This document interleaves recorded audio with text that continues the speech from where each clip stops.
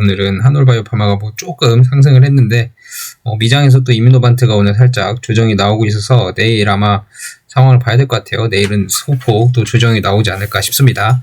하지만 6만원대에서 놀고 있는 이 조정은 저희에게는 너무 반가울 뿐이죠. 그쵸?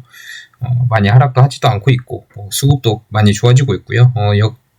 오늘은 외국인이 좀 사고 기관이 좀 팔았지만 드디어 온 연기금이 조금 빠져나갔습니다. 아니나 다를까 제가 지난번에 말씀드린 것처럼 연기금이 또 나가면 외국인이 받아주는 그런 건강한 장이 또 계속 되고 있고요. 외국인 지분율이 5.74%로 집계가 되는데 아직 한참 남았죠. 그쵸? 여러분들 끝까지 한번 잘 모니터링 같이 해주시면서 같은 주주로서 멀리 항해 잘 하도록 하겠습니다. 같이 한번 멀리 떠나는 배를 같이 운전을 잘 해봤으면 좋겠습니다. 지난번 영상에서 댓글 달아주신 분들 너무너무 감사드리고요. 좋아요도 많이 눌러주셔서 기분이 너무 좋았습니다. 너무너무 감사드리고 앞으로도 잘 부탁드리도록 하겠습니다. 오늘은 아제넥스 얘기 조금이랑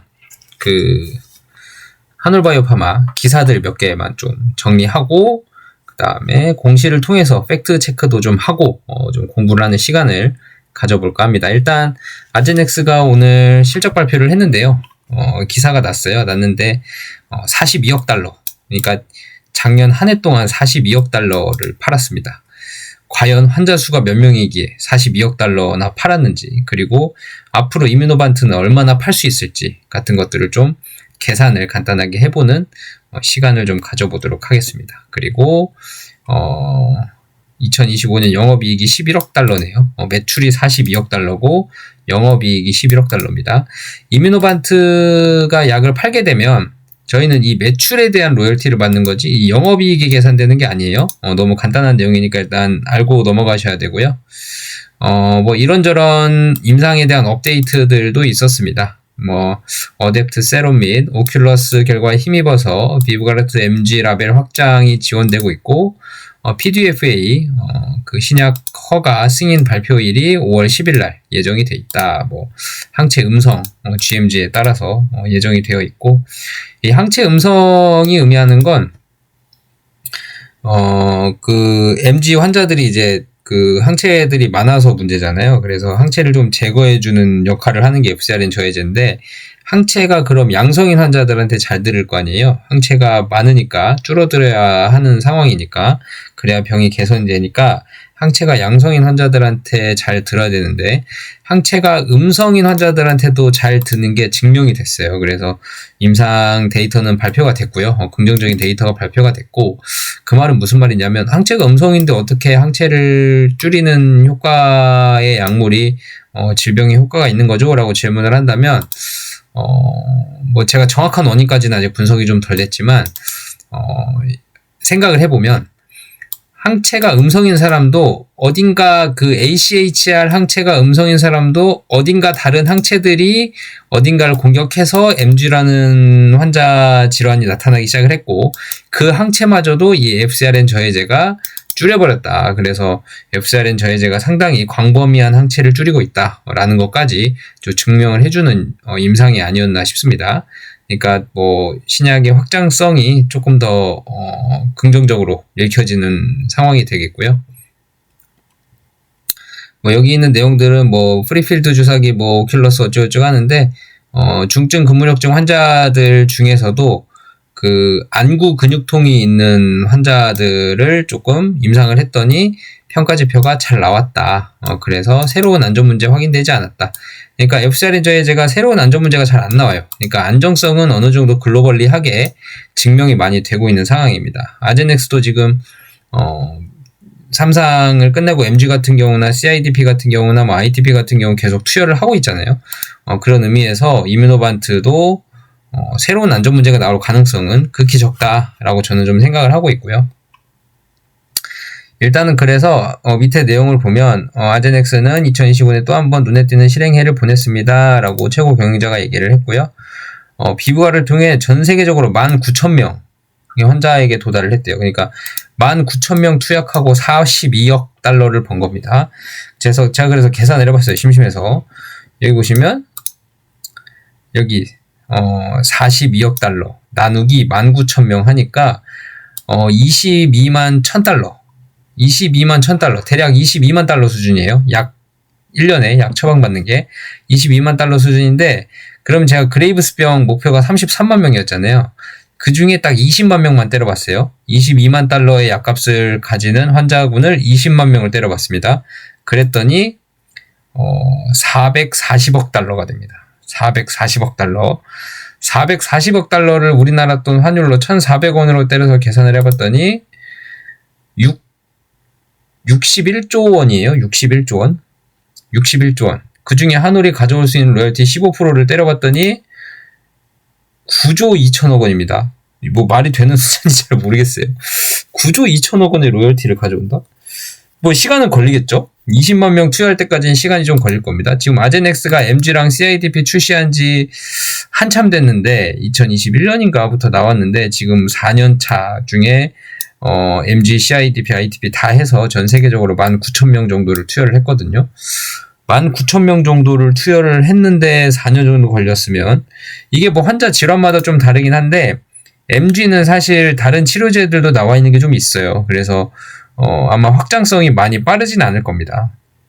그래서 4년간, 5년간 19,000명이고, 그레이브스 같은 경우는 지금 이뮤노반트가 단독으로 달리고 있고, 로이반트가 단독으로 달리고 있기 때문에 언매니저도 높고, 환자들 군이 뭐 33만 명 가까이 된다는데, 한 10만 명만 때려도, 환자를 한 10만 명만 때려도, 그러니까 초기 투여 환자군이 10만 명까지는 안 될 것 같고요. 초기 투여 환자군은 만약에 1년에 딱 출시가 됐다, 그러면 한 10,000에서 2만 명 사이 정도 되지 않을까요? 근데 아마 좀 빠르게 퍼져 나갈 수 있는 언매니지가 워낙 크기 때문에 빠르게 퍼져 나갈 수 있는 약물이고, 일단은 그래도 20만 명까지 너무 많으면 딱 10만 명 정도만 계산을 해보려고 해요. 그래서 처음부터 다시 계산을 해보면 완전 보수적으로 계산을 하려고 하는 겁니다. 22만 명에다가 뭐 다른 약들, 경쟁 약들도 막 생길 거고 하기 때문에 온전히 다 뭐 한올이 다 가져간다라고 생각하기는 좀 쉽지 않을 수 있고요.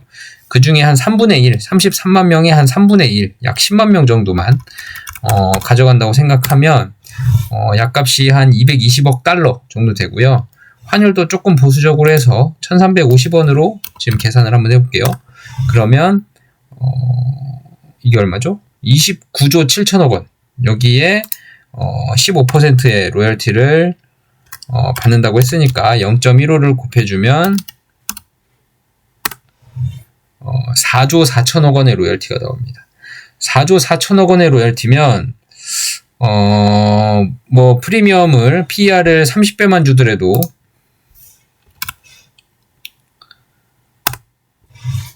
얼마죠? 이게 10억, 100억, 1000억, 조, 10조, 133조. 시가총액이 133조 원이 됐다는데요, 여러분들. 이 말이 되는 계산인지 그레이브스병 단 하나만 했는데 지금 이게 말이 되는 계산인지 모르겠습니다. 이게 제가 뭔가 잘못했겠죠, 그죠? 잘못했다고 해주셔야 돼요. 이게 지금 133조 원? 그레이브스병 하나로 133조 원이 된다고요? 이건 좀 아닌 것 같은데 맞나? 네, 잘 모르겠습니다. 제가 계산을 뭐 어디를 잘못했는지 모르겠는데 환자가 이렇게 빠르게 투여되지도 않겠죠. 그러니까 이게 뭐 시간이 몇 년이 걸릴지 모르겠어요. 뭐 10년이 걸릴지, 2029년에 출시되니까 출시 이후 10년, 그러니까 2039년 돼서 133조가 될지 시가총액이. 근데 2039년 정도 되면 이제 그레이브스병뿐만이 아니라 뭐 류마티스다, 뭐 CL이다, 쇼그렌이다, 뭐 이것저것 나올 텐데, 그럼 매출이 더 늘어나고 로열티도 더 늘어날 텐데, 이거 모르겠습니다. 이게 어떻게 될지. 아무튼 시간은 제가 얼마나 걸릴지 모르겠는데 2029년에 출시되자마자 130조 원 간다는 얘기가 아니고요. 그때는 뭐 지금이 3조 원이니까 2017년 중순쯤에 그레이브스병 발표가 나온다 치고, 그때까지 기대감으로 좀 오르면 몇 조 원 가까이 좀 더 오르면 5조 원, 6조 원까지 될 수 있고요. 만약에 그레이브스병까지 성공을 하면 뭐 7조 원, 8조 원에서 뭐 10조 원까지 갈 수는 있긴 한데, 그 더 이상은 이제 환자가 투약되는 거 보고 시장 사이즈 보고 경쟁 상황도 보고 해야 되기 때문에, 이 그레이브스병 시장 사이즈가 크다는 것은 대형 제약사들이 다 알게 됐고요. 그리고 여러 가지 임상 시험이 또 들어가게 될 겁니다. 그런 환자군을 타겟하는 여러 가지 약물들이 나와서 임상을 하게 될 거고, 분명 유효성 있는 약물들도 나올 테고, 아제넥스도 지금 뭐 장기 지속형 제형도 만들고 있고 차세대 FcRn 저해제도 만들고 있기 때문에 그런 경쟁 상황들을 다 고려했을 때 아마 모든 환자군을 다 가져가기는 어려울 것 같고, 뭐 30%만 가져간다고 생각을 해도 될 것 같아요. 그레이브스병 같은 경우는. D2TRA 같은 경우도 뭐 경쟁이 생길 수 있겠죠. 나중에 생길 수 있고 하기 때문에 그런 것들은 좀 하더라도 그래도 가능성이 높다. 뭐 133조 원 간다는 얘기는 아니지만 그래도 충분히 높게 갈 가능성은 상당히 열려 있다라고 생각하는 게 합리적이지 않을까 싶어요. 한올바이오 파마가요. 그래서 밑에를 좀 더 보시면 밑에 얘기는 한번 나중에 인터넷 번역하셔가지고 한번 읽어보십시오. 뭐 아니면 제 거 잠깐 정지하시고 읽어보셔도 되는데 뭐 그렇게 중요한 내용은 없고요. 여기 나와 있는 엠파시 프로바트는 FcRn 저해제 계열이 아니라 좀 다른 계열입니다. 보채 억제제고요. 염증을 컨트롤하는 거예요. 항체를 줄이는 게 아니고. 아디마네바트는 간단히 설명드리면 뭐 근육 같은 거 더 활성화시키는 약물입니다. 그러니까 얘네랑 얘네는 FcRn 저해제가 아니라서 한올이랑 경쟁 약물이 될 수도 있지만 뭐 질환이 겹치면 같은 질환의 약물이 투여가 되면 경쟁 약물이 될 수는 있지만 같은 계열의 약물은 아니다. FcRn 저해제 계열은 약물은 아니다. 라고 이해를 해주시면 되고 그 밑에는 향후에 뭐 2030년까지 5만 명 투여하겠대요. 귀엽죠? 2026년 지금 2026년인데 2030년까지 5만 명 투여하겠대요. 2030년이면 이제 그레이브스병 약이 나와 있을 테고, 그레이브스병 약이 나와 있다면 글쎄요. 초기 투여 환자가 몇만 명이 될지 모르겠지만 그래도 10,000명, 20,000명은 되지 않을까 싶어요. 워낙 환자군이 넓기 때문에. 그래서 10,000명, 20,000명만 되더라도 지금의 아제넥스가 19,000명 투여하고 이런저런 기대감 반영해서 시가총액이 70조 원이 넘었는데 오늘은 좀 급락을 하네요. 이게 실적 발표를 하고 기대감이 많이 뭐가 꺾였는지 이유는 제가 뭐 어떻게 말씀드리기가 좀 힘들 것 같은데 지금 시가총액이 딱 70조 원 언저리거든요. 71조 원, 70조 원 언저리 같은데 아무튼 적어도 60조 원 이상은 가고 있습니다. 19,000명 투여를 하고. 근데 지금 한올이 바로 약이 출시가 되면 10,000명, 20,000명 가까이 만약에 투약이 된다면 10,000명, 20,000명, 20,000명까지는 아니더라도 10,000명이나 아니면 5,000명만 투여가 되더라도 지금 아제넥스 시가총액의 한 3분의 1까지는 올라와야 되지 않나. 그러니까 한 20조 원까지는 가야 되지 않나라는 생각이 좀 들어요. 근데 지금 너무 싸죠. 지금 이제 8조 원인데 8조 원도 지금 못 넘고 어제 고점 돌파하는가 싶더니 다시 좀 조정을 보이고 있는데 이뮤노반트는 이제 잘 안 떨어지긴 하네요. 26달러 밑으로는 잘 안 내려오려고 하는 것 같습니다. 아무튼 그런 상황입니다. 보시면 밑에는 쭉 한번 읽어보시고 비브가르트는 뭐 MG, CIDP, ITP 이렇게 전 세계적으로 지금 투약이 되고 있고요. 전년 동기 대비 90% 성장을 했대요. 20억 달러. 그러니까 전년 동기, 그러니까 24년 4분기에는 24년에는 22억 달러를 팔았나 보죠. 25년에는 42억 달러 팔았으니까 약 20억 달러 정도 1년 만에 늘었습니다. 그리고 뭐 항체 음성은 5월 10일 날 발표가 나오고 이거는 뭐 그렇게 큰 영향은 없어요. 이미 나왔던 소식이라서 여러분들 주가에 큰 영향 없습니다. 그냥 그렇게 참고만 보시면 되고요. 여기 뭐 두 가지 류마티스 적응증에 대한 연구가 진행 중입니다 하고 있는데 이거 뭐 저희가 하는 D2TRA랑은 조금 환자군이 다릅니다. 그러니까 타겟이 겹치지 않는다는 점 알아두셔야 되고 이거 쇼그레는 좀 겹치죠. 27년 하반기에 나온다 그랬으니까 이뮤노반트보다 조금 빠릅니다. 이뮤노반트는 28년 예상하고 있거든요. 27년 하반기니까 빠르면 한 1년 정도 빠른 건데 1년 정도 빠르면 1년 정도 늦는다는 거는 초기 투약에서 좀 밀릴 수 있다고 생각은 할 수 있지만 효능 자체에서 만약에 차이가 난다면 그 1년 정도는 바로 뒤집을 수 있는 상황이거든요. 그러니까 효능이 더 중요할 것 같아요. 이때는 만약에 쇼그렌이 이뮤노반트가 조금 더 속도가 빨라진다면 좋겠지만 그렇지 않더라도 한 1년 정도 차이가 나는 건데 초기 투약 지금 MG처럼 막 4, 5년 뒤처진 게 아니기 때문에 자리를 잡기 전에 저희도 신약 출시가 가능할 것으로 보여서 한번 기대를 해볼 만합니다. 쇼그렌은. 그레이브스병 같은 경우는 얘네는 등록 연구, 그러니까 지금 레지스트레이셔널 스터디면 지금 이뮤노반트가 하는 거랑 똑같은 거거든요. Registrational study in Graves' disease expected to initiate in 2026, expanding development into thyroid-driven autoimmune. 그러니까 그레이브스병 등록 연구라는 게 지금 이뮤노반트가 하고 있는 건데 얘네는 26년에 아직 시작도 안 했나 봐요. 얘네 언제 하려고 그러지? 얘네 한참 늦은 것 같아요. 그래, 네, 천천히 해라. 우린 빨리 할게. 26년에 시작되고 그래요. 열심히 한번 해보세요. 네. 열심히 한번 해보세요.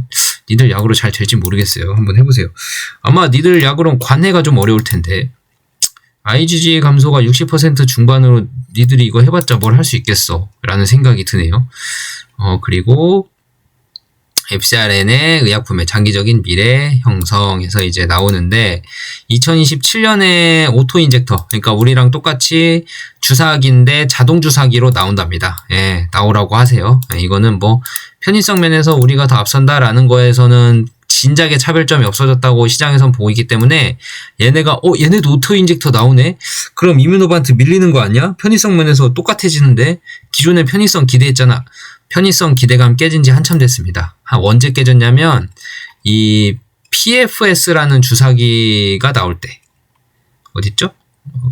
이때도 주가가 한올이 많이 떨어졌었어요. 아까 봤는데 PFS라는 글자를 여기 있다. 비브가르트 SC 프리필드 주사기 PFS. 그러니까 펜형은 아니고요. 주사 바늘이 다 보여요. 주사 바늘이 보이고 일반 우리 주사기 있죠? 피스톤으로 된 거. 거기에 이제 약물이 미리 들어가 있는 주사기. 프리필드 미리 채워졌다 이거예요. 약물이 미리 들어가 있는 주사기를 개발을 해서 지금 시중에 나오고 있습니다. 그때 이거 개발했다 그랬을 때 한올 주가가 좀 조정을 받은 적 있어요. 그래서 이미 편의성 면에서는 한올이 빠르다고 할 수가 없다. 그런 건 이미 시장이 반영했다라는 거 아시면 될 것 같고요. 아까 말씀드린 것처럼 엠파시프로바트는 보체 컨트롤이라서 이 F가티지모드, FcRn 저해제랑 같이 병용요법으로 쓸 수 있게끔 지금 임상을 진행하는 것 같고요. 차세대 FcRn 후보물질 2종 개발이라고 했는데 이 ARGX213이라는 얘는 이제 환자 연구 진입 예정이니까 아마 뭐 이상 어딘가를 들어가려고 하는 모습인 것 같은데 ARGX213은 똑같은 F가티지모드 치료제인데 좀 장기 지속형, 그러니까 월 1회 투약 같은 느낌으로, 그러니까 IgG 감소 농도는 아마 비슷할 것으로 보여지는데 투여 편의성이 조금 높은 월 1회 주기형으로 돼 있는 거고 ARGX124 같은 경우는 한올처럼 IgG 감소 농도를 좀 더 딥하게 만들려는 약물인 것 같아요. 과연 한올의 78%, IgG 감소 농도 70% 후반을 더 뛰어넘을 수 있을지. 이 IgG를 FcRn이 아무리 감소를 시켜도, 그러니까 재활용을 안 시켜도 IgG가 재활용 안 되게 아무리 막더라도 항체가 80% 이상 감소되는 게 사실 그렇게 막 쉽지도 않고 좋은 것도 아니거든요. 그렇기 때문에 아제넥스가 이걸 아무리 딥하게 해도 과연 이뮤노반트만큼 딥하게 될까 생각이고, 일상 완료 예정이니까 2026년에 이건 일상 결과 한번 봐야 될 것 같아요. 2026년에 일상 결과 보고 만약에 딥한 결과가 나왔다 하면 아제넥스 주가가 좀 올라가고 이뮤노반트 주가가 살짝 출렁일 수는 있지만 얘네 이제 일상이라서 아마 임상하고 어찌고 하는데 시간이 좀 더 걸릴 거고요. 이것도 뭐 다 피하 주사제형으로 개발했겠죠.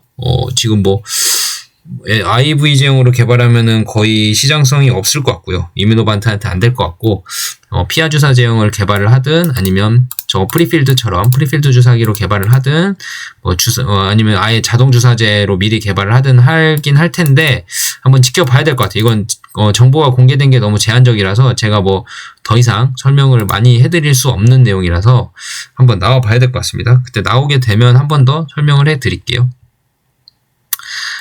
엠파시프로바트 항 C2 보체를 억제하는 겁니다. 그리고 아디마네바트, 얘네는 머스크 근육 키나제 작용제고요.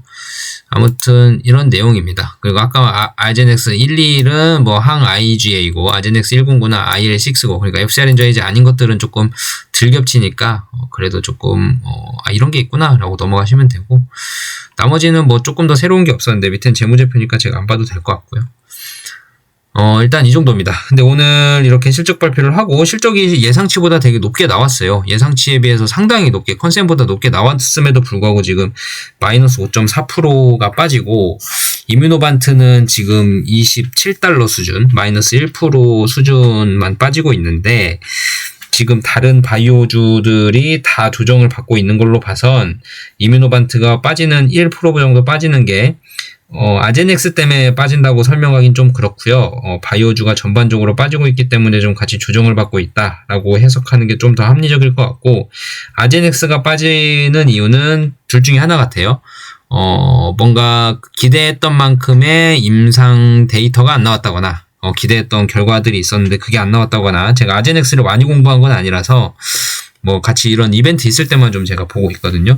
시장에서 기대하는 게 어느 정도인지는 제가 잘 모르고 있는데, 아무튼 기대했던 만큼의 임상 데이터가 안 나왔거나, 아니면 기대했던 것만큼의 타임라인이 안 나왔거나, 아니면 기대했던 것만큼의 그 성장 속도의 둔화가 나타나고 있거나, 그런 정도로 좀 해석하는 게 나을 것 같아요. 지금 뭐 환자 투약 수나 아니면 앞으로 향후 실적이 과거에 이렇게 올라왔던 것처럼 드라마틱하게 오르진 않을 거다라는 게 있을 것 같기도 하고, 그리고 생각해보면 이뮤노반트보다 좀 뒤처질 수도 있다라는 그런 것도 좀 생기지 않을까 싶어요. 시가총액이 지금 70조인데 지금 이 사건을 계기로 이뮤노반트가 아제넥스의 시가총액 따라잡기를 이제 막 시동을 걸 수도 있겠다. 왜냐면 당장의 D2TRA라는 결과와 CLE 루푸스라는 결과가 올해 하반기부터 나오게 되는데, 그게 두 개가 만약에 긍정적으로 잘 나와준다면 기대감을 반영을 하기 시작하고 금방금방 따라잡을 겁니다. 아마. 그리고 그 IgG, 그게 만약에 긍정적으로 둘 다 나와준다면 IgG가 많이 감소하면 감소할수록 효능이 좋다라는 게 반증이 돼버리는 거거든요.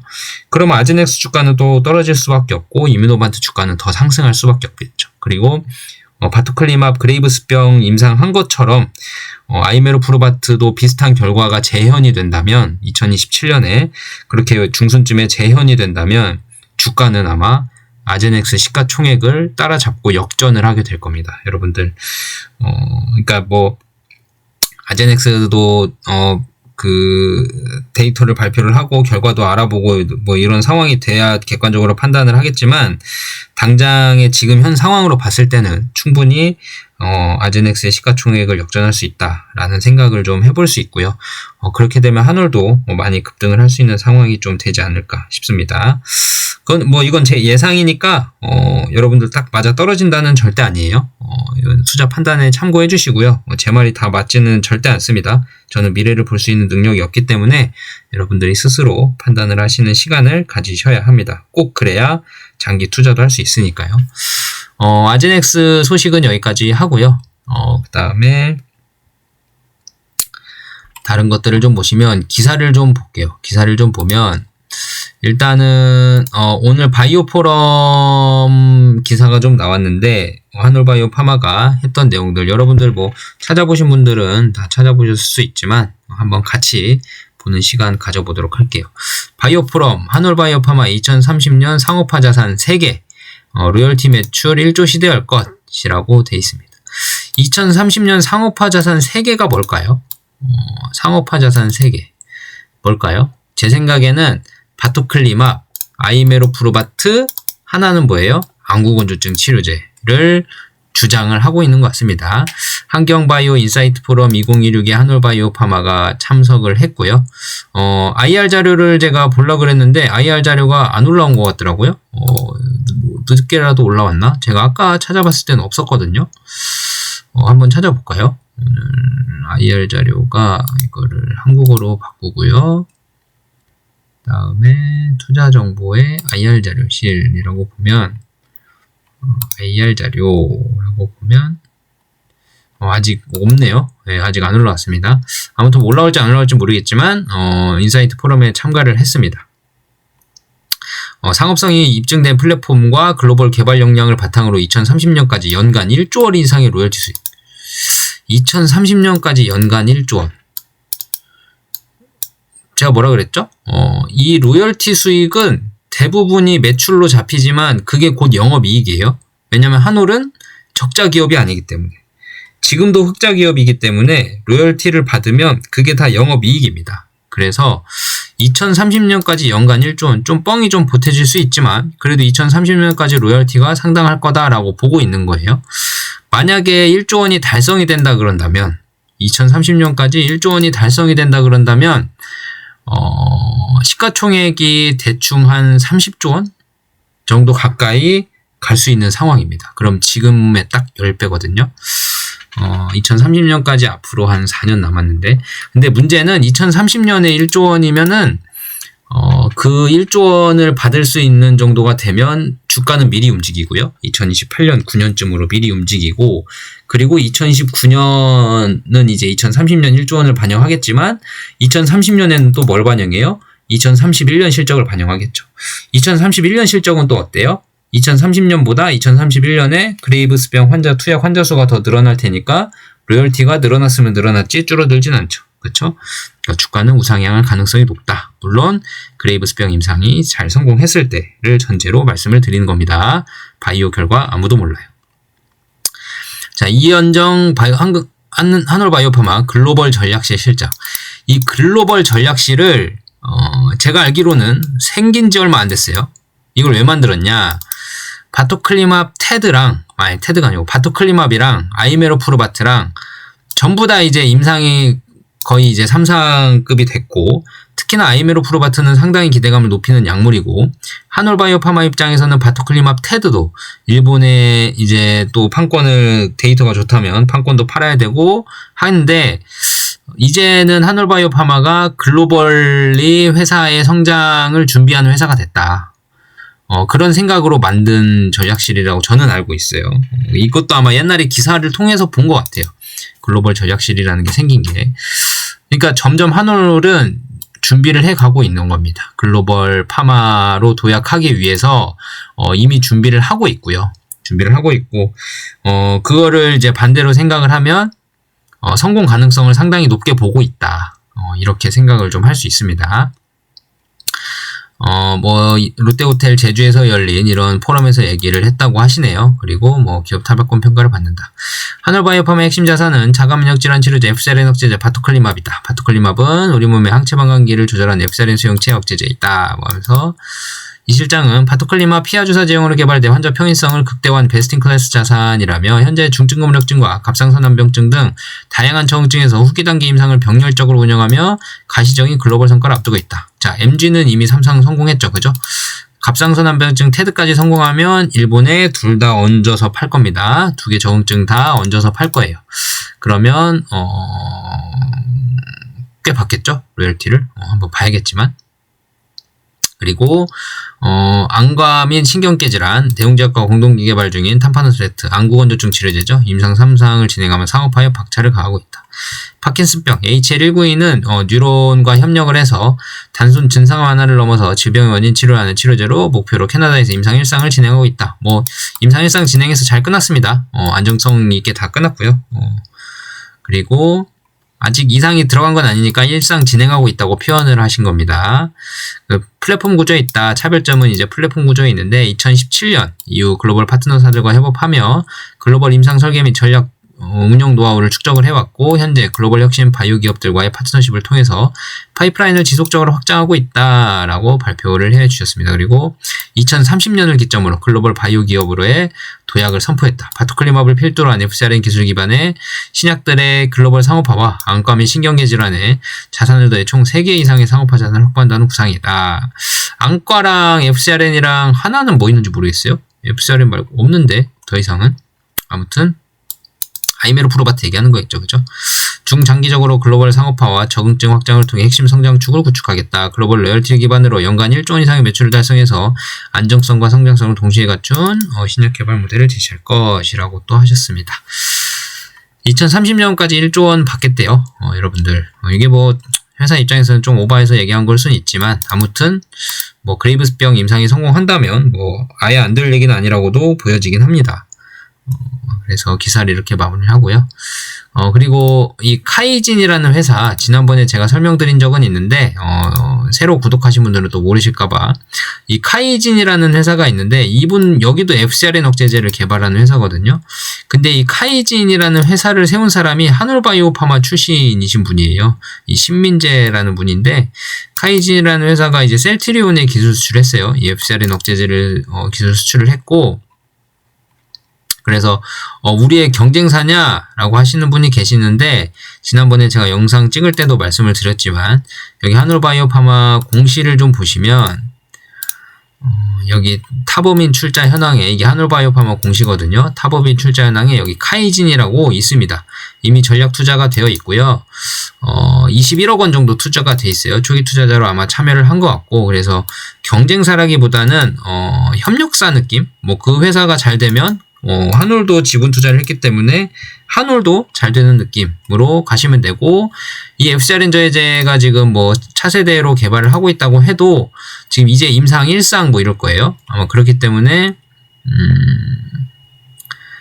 임상 1상 개시 시점까지니까 아직 1상도 개시하진 않은 것 같아요. 그러니까 아직 멀었습니다. 그러니까 여러분들 한올바이오파마의 경쟁사가 나타났다라고 하는 것보단 FcRn 저해제를 같이 개발하고 있구나, 한올이 지분 투자가 되어 있구나, 그 파트너사로서의 역할을 또 할 수 있겠구나, 뭐 이 정도로만 이해하시고 넘어가시면 될 것 같고, 나중에 혹시나 특별한 사항이 있으면 제가 또 말씀드리도록 하겠습니다. 그리고 최근에 어제인가요? 어제였죠. 주주총회 날짜가 올라왔습니다. 2026년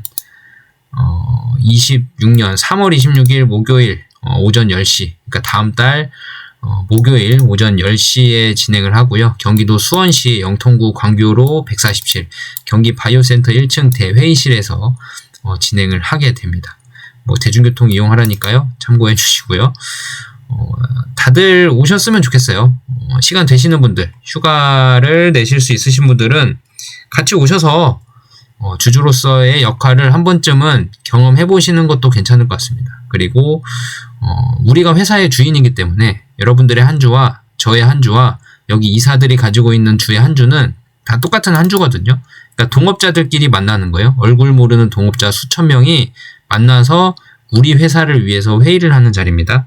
그렇기 때문에 많은 참여를 좀 부탁을 드리고요. 그리고 그렇게 많이 참여를 해야 회사 입장에서도 우리 주주들이 이런 우리 회사에 관심이 많구나 하면 주주들에게 더 신경을 쓰고, 회사에서 또 뭐 딴짓할 회사는 아니겠지만 딴짓도 안 할 수 있고요.